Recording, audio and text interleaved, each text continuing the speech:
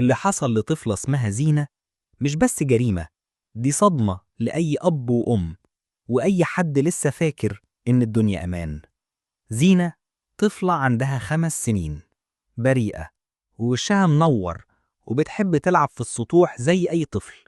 بس في يوم كانت الطلعة الآزرة، يوم 13 ديسمبر سنة 2013، زينة طلعت سطوح العمارة في بورسعيد.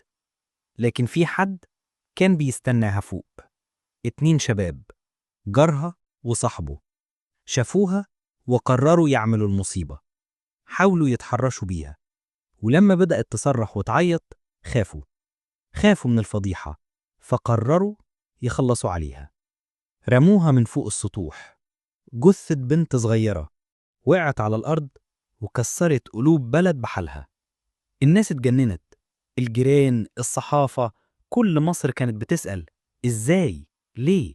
فين الرحمة؟ وفي لحظة اسم زينة بقى رمز البراءة راحت في لحظة جنون. الشرطة قبضت على الاتنين واعترفوا بكل حاجة، لكن لأنهم قصر ما خدوش حكم إعدام. وده اللي وجع الناس أكتر، إن العقاب ما كانش على قد الجريمة. بس اللي محدش يعرفه إن من بعد الحادثة اتغير القانون، وبقى فيه تشديد للعقوبات على أي حد يرتكب جريمة زي دي، حتى لو سنه صغير.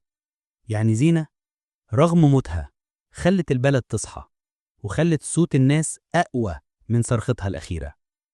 ودي كانت حكاية زينة، الطفلة اللي ماتت بريئة، بس علمت الملايين معنى إننا لازم نحمي ولادنا. استناني الحلقة الجاية علشان اللي جاي أبشع.